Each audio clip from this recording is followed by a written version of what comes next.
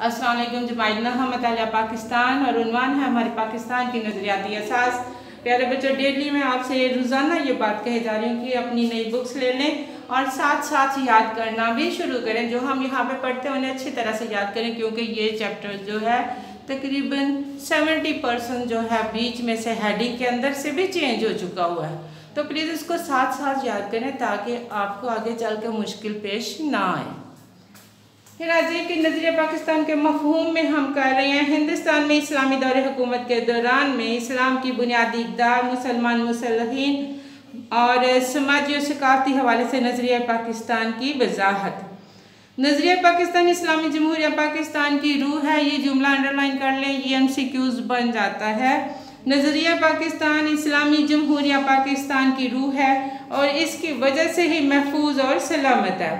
पाकिस्तान के वजूद का इन्हिसार इसी नज़रिए पर है कि पाकिस्तान का अगर वजूद कायम हुआ है, पाकिस्तान बना है, तो वो इसी की वजह से होता है, जिसकी बुनियाद पर ये वजूद में आया। बड़े सगीर के मुसलमानों ने पाकिस्तान इसी नज़रिए के तहत कायम किया और यही नज़रिया इसे मजबूत और मुस्तहकम रख सकता है।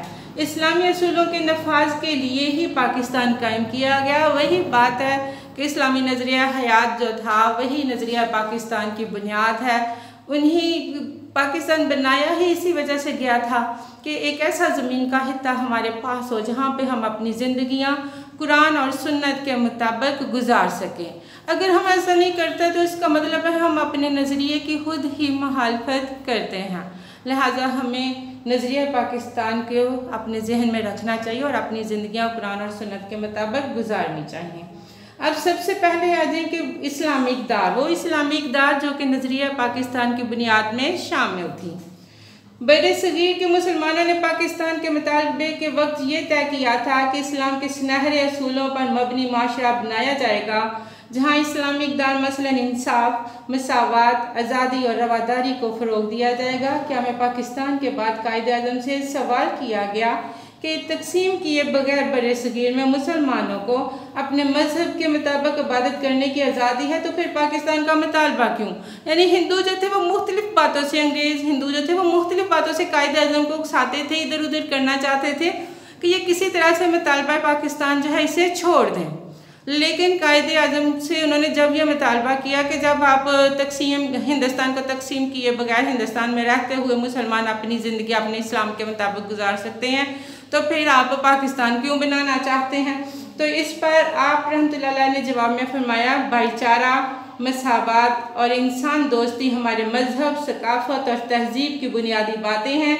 चूँकि हमें इन बुनियादी इंसानी हकूक़ के ख़त्म होने का खदशा था, इसलिए हमने पाकिस्तान की तहलीक के लिए जदोजहद की। कि अगर आप ये चीज़ देखें कायदे आज़म की कि उन्होंने कहा हमें तुम लोगों से खदशा है कि तुम लोग हमें इस्लाम के मुताबिक अपने असूलों के मुताबिक ज़िंदगी नहीं गुजारने दोगे, इसलिए हमने पाकिस्तान बनाया।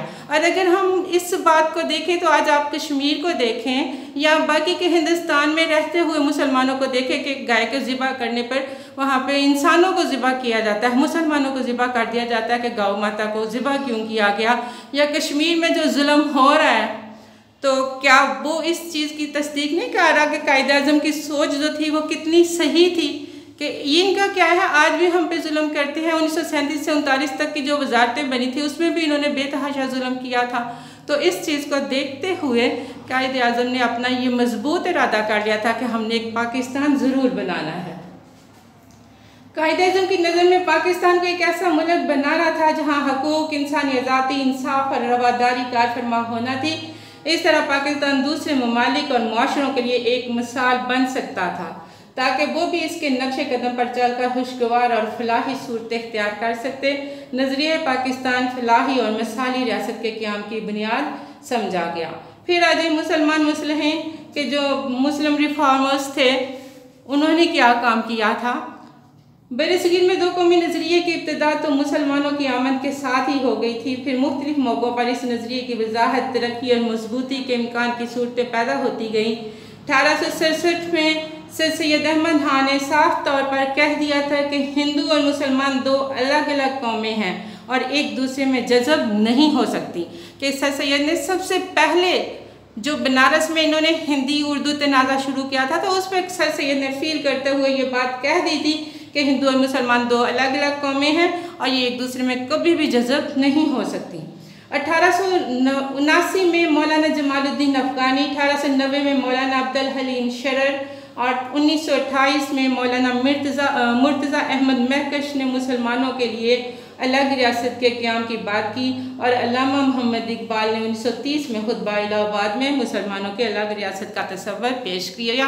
यानी 1930 में तो अल्लामा इकबाल ने साफ और वाज़ेह अल्फाज में अलग रियासत का तस्वर जो था वो पेश कर दिया था।